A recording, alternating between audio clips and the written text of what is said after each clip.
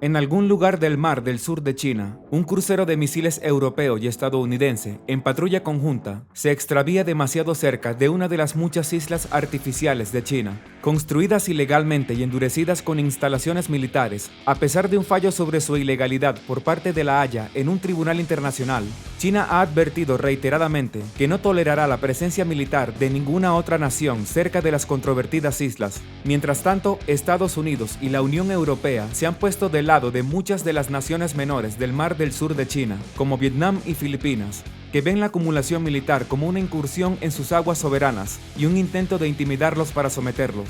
Al negarse a la sumisión ante la agresión china, los ejércitos de Estados Unidos y Europa se han involucrado rutinariamente en ejercicios de libertad de navegación a través de las disputadas cadenas de islas artificiales. Sin embargo, esta patrulla es diferente. El comandante chino local, actuando por su cuenta o quizás con autoridad de su cadena de mando, ordena una patrulla de combate Chengdu J-20 en el aire. Armados con misiles antibuque, los aviones se desplazan a unas pocas decenas de millas de sus objetivos, pero esta vez, en lugar de advertir a los barcos europeos y estadounidenses, se les ordena tomar represalias por la incursión. A bordo del crucero europeo suenan alarmas cuando 3 de los 4 agresores chinos sueltan una descarga de misiles antibuque. Inmediatamente, el barco se sincroniza con su homólogo estadounidense a través de un enlace de comunicaciones inalámbricas, y juntos, los potentes sistemas Aegis de los dos barcos rastrean los misiles entrantes y disparan contramedidas, una nave que protege a la otra. Los interceptores supersónicos disparan desde las cubiertas de ambas naves, 8 encargados de interceptar los misiles entrantes y otros 8 gritando en el cielo nocturno para derribar los aviones chinos. El intercambio entre las dos partes solo dura 45 segundos, al final de los cuales 3 aviones chinos son restos de fuego, y uno de ellos golpeó el crucero europeo y mató a decenas de marineros. Las redes de comunicaciones militares transmiten noticias de la confrontación a la velocidad de la luz a los comandantes de todo el mundo. Y en cuestión de minutos, las fuerzas aéreas, marítimas y terrestres en Asia, Europa y América se están preparando para la Tercera Guerra Mundial. Sin embargo, a solo unos segundos de la noticia del ataque a los barcos europeos y estadounidenses, ya se había desplegado una nueva generación de armas. Menos de un minuto después de que las noticias de 2 docenas de marineros europeos muertos y 3 pilotos chinos caídos llegaran a los escritorios de sus respectivos comandantes militares, las armas cibernéticas ya se habían lanzado a la ofensiva. Una guerra digital que se extendió por internet a la velocidad de la luz y atrapó al mundo entero a su paso. Tal escenario puede parecer un poco exagerado, pero es una eventualidad para la que todos los días se preparan los militares de todo el mundo. De hecho, todos los días tiene lugar una guerra digital en medio de la charla de fondo del uso diario de internet, con naciones atacando la infraestructura crítica de los demás en busca de vulnerabilidades.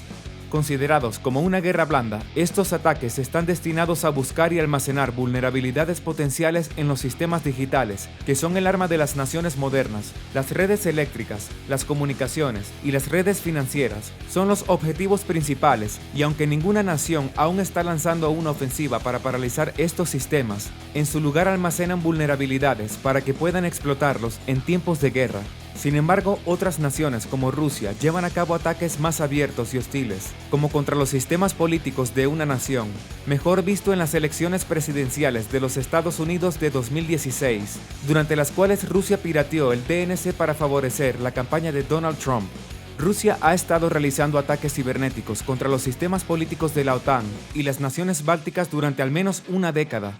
Rusia ha utilizado regularmente su músculo cibernético para favorecer a los políticos de extrema derecha, mientras atacaba a los centristas y candidatos liberales. Utilizan su influencia cibernética para avivar la disidencia entre los ciudadanos de un país y avivar el miedo y la xenofobia que pueden canalizar hacia los candidatos nacionalistas de extrema derecha, que prefieren y que pueden manipular una vez elegidos para el cargo. El alcance de Rusia está lejos, y aunque su influencia en las elecciones de 2016 fue significativa, su mejor éxito hasta la fecha puede ser el voto británico Brexit, durante el cual realizaron campañas de desinformación por internet para avivar la xenofobia. Dado que el Brexit es un desastre político y económico ampliamente reconocido para Gran Bretaña, Rusia ha encontrado un gran éxito en sus operaciones de ciberofensiva. Sin embargo, si la guerra cibernética es tan frecuente y tiene una intención hostil obvia, ¿por qué las naciones no reaccionan como lo harían ante los ataques cinéticos? Eso tiene que ver en parte con el hecho de que la guerra cibernética en sí misma es un desarrollo muy nuevo, por lo que la comunidad internacional no sabe cómo responder exactamente a los delitos cibernéticos de otra nación hostil. En el ejemplo de Rusia, la OTAN podría reaccionar con un ataque cinético contra Rusia, pero los políticos deben preguntarse si las operaciones cibernéticas son realmente lo suficiente amenazantes como para justificar una guerra cinética total. Cuando una nación hostil se ha entrometido tan claramente en su política y tal vez ha establecido el curso del liderazgo político de su nación, la pregunta puede ser considerada un sí fuerte. Después de todo, ¿qué tan soberana es realmente una nación si su líder elegido es una herramienta del Kremlin o realiza acciones rutinarias en el escenario internacional que benefician a la nación que es hostil y te ataca todos los días? Simplemente no existen límites claramente definidos entre lo que constituye un ataque militar hostil contra una nación y lo que es simplemente un delito cibernético. Actualmente los ciberataques de naciones hostiles se combinan con el espionaje, el crimen y el hacktivismo, y de manera realista no se requeriría un ataque aéreo contra un adolescente que piratea Papa John's para obtener pizza gratis. No harías tal cosa porque sería una reacción exagerada, sino también porque es completamente irreal. Nadie quiere pizza de Papa John's, incluso si es gratis. Sin embargo, en una nota seria, nuestra actual falta de voluntad política para clasificar los ataques cibernéticos hostiles como acciones militares solo deja a las naciones aún más vulnerables a ser atacadas. Rusia, envalentonada por su éxito de 2016 en las elecciones estadounidenses, ha sido, por ejemplo, ampliamente informada por agencias de inteligencia de todo el mundo, como preparándose para una campaña aún mayor contra el votante estadounidense en 2020. Sin embargo, Estados Unidos ha guardado silencio en gran medida en su respuesta a la agresión rusa, a pesar de la expulsión del presidente Obama de varios diplomáticos rusos conocidos por ser espías activos y un supuesto ciberataque breve contra los sistemas rusos que provocó el sobrecalentamiento y el derretimiento de algunas computadoras rusas. Lamentablemente, la administración de Trump ha mostrado poca disposición a castigar a Rusia por sus ataques contra los Estados Unidos, y no solo es sospechosa la falta de voluntad política para devolver el golpe, sino que también es peligroso para el mundo en general.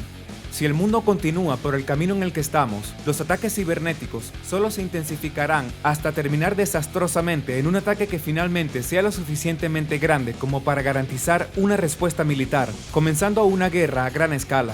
Sin embargo, tal ataque probablemente será completamente devastador para la nación víctima, lo que resultará en grandes interrupciones en su red eléctrica o en sus sistemas financieros y de comunicación, lo que detendrá su economía. Quizás lo mejor sería si los ciberataques finalmente recibieran una respuesta significativa, marcando así una línea clara en la arena de cuán lejos se puede llevar la guerra cibernética antes de que las represalias militares sean inevitables. Pero, ¿cuán mortal podría ser realmente una guerra cibernética? La respuesta a esa pregunta está en nuestro propio pasado no muy lejano. A principios de la década de 2000, antes del acuerdo nuclear con Irán, Israel estaba llegando a un punto de crisis política. Para su propia supervivencia continua, no podía permitir que Irán desarrollara armas nucleares. Sin embargo, con la expansión de varias instalaciones de enriquecimiento, Irán estaba listo para hacer eso en cuestión de años. Muchos dentro de Israel vieron un ataque preventivo como el mejor curso de opción. Sin embargo, cada vez que los aviones israelíes se habían desviado hacia Irán, habían planteado la posibilidad de una gran represalia. Una guerra total entre Israel e Irán se habría extendido rápidamente a otros países árabes, lo que llevaría a otra guerra entre judíos y árabes, que a su vez habría traído a los aliados estadounidenses y europeos de Israel. Para los Estados Unidos, esta situación era completamente inaceptable, como lo era un Irán nuclear. No solo existía el riesgo de un intercambio nuclear entre Irán e Israel, sino que si Irán podía desarrollar armas nucleares, Arabia Saudita y Jordania ya habían declarado que también comenzarían a desarrollar sus propias armas nucleares de inmediato.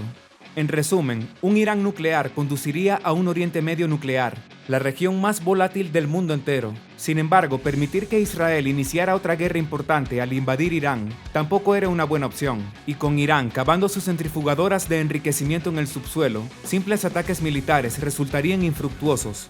Fue entonces cuando los informáticos estadounidenses e israelíes presentaron una solución. Creían que podían infectar las computadoras iraníes con un gusano que a su vez podría destruir las centrifugadoras iraníes y dejarlos sin saber lo que sucedió exactamente. El plan fue inmediatamente aprobado y trabajando juntos, ingenieros estadounidenses e israelíes desarrollaron el virus Stuxnet. Sin embargo, las centrifugadoras y la red informática con la que estaban conectadas no estaban conectadas a Internet por razones obvias de seguridad. Esto significa que el virus tendría que introducirse físicamente y cargarse directamente a la red informática segura. Y para hacer esto, varios científicos nucleares iraníes fueron seleccionados y atacados digitalmente. Finalmente, el equipo logró infectar la computadora portátil de uno de los científicos mientras estaba conectado a Internet. Y cuando llevó la computadora portátil a la instalación nuclear y se conectó a la red allí, el gusano saltó dentro de los sistemas informáticos seguros y comenzó a causar estragos. Las centrifugadoras comenzaron a girar sin control, causando una destrucción masiva y poniendo de rodillas al programa nuclear iraní. Al final, miles de centrifugadoras fueron destruidas, todo por el simple clic de un botón. Una guerra cibernética moderna podría tener consecuencias tan terribles y físicas. Si se infectan los sistemas informáticos de las plantas de energía nuclear, podrían apagarse o secuestrarse por completo. Los piratas informáticos podrían, por ejemplo, ordenar la liberación de todo el agua en el sistema de enfriamiento de la planta, lo que provocaría una fusión nuclear de los reactores sobrecalentados y desastres regionales por todo el país. Con cientos de plantas de energía nuclear en todo el mundo, esto podría devastar grandes porciones de la mayoría de las naciones modernas. Sin embargo, incluso los sistemas de energía convencionales podrían verse afectados, con la infraestructura física sobrecargada hasta el punto de causar daños estructurales significativos en la red eléctrica de una nación. Tal desastre demoraría semanas o meses en repararse, y si ocurriera durante el invierno podría provocar la muerte de cientos de miles de los segmentos más vulnerables de una población. Las represas también podrían ser secuestradas, y las esclusas de emergencia destinadas a ayudar a lidiar con el aumento del nivel del agua durante las fuertes lluvias podrían verse obligadas a permanecer cerradas, lo que llevaría al colapso de toda la represa. Esto traería una devastación incalculable, ya que cientos de millones de galones de agua se precipitarían río abajo para alcanzar a las comunidades que viven en las sombras de grandes represas, como la represa de las Tres Gargantas o la represa Hoover. Afortunadamente para nosotros, ninguna nación se ha atrevido a lanzar un ataque de este tipo contra el otro, salvo algunos casos de manipulación de la red eléctrica de Ucrania por parte de Rusia. Sin embargo, la realidad es que en el caso de otra guerra importante, este tipo de ataques sería el primero en ser lanzado por un poder hostil. La opción es especialmente atractiva para naciones como Rusia y China, que se encuentran en una considerable desventaja militar contra Europa y su aliado estadounidense. Y en el caso de la guerra, es cierto que algún grado de ataque importante contra la infraestructura digital de una nación tendría lugar. Sin embargo, la pregunta desconocida para muchos es ¿qué tan severo será un ataque? ¿Y qué tan bien podría una nación resistir dicho ataque? Aún más preocupante es el hecho de que muchos de estos ataques podrían provocar la muerte de cientos de miles, si no millones. Y sin embargo, estas armas cibernéticas aún no se consideran armas de destrucción masiva. Si son sorprendidos y Estados Unidos queda paralizado por un ciberataque que provoca millones de muertes incidentales, ¿están los líderes de Rusia y China seguros de que el liderazgo estadounidense no considerará esto como un ataque de armas de destrucción masiva y tomar represalias con un ataque nuclear? Esa es la pregunta que atormenta a muchos de los principales expertos cibernéticos del mundo, y lamentablemente una en la que podríamos tener que equivocarnos para encontrar la respuesta. ¿Crees que los ciberataques, por pequeños que sean, siempre deberían considerarse un acto de guerra? ¿Cómo responderías a los constantes ciberataques contra las naciones de la OTAN? Haznos saber en los comentarios. Si disfrutaste este video, no olvides darle me gusta, compartir y suscribirte para obtener más contenido excelente.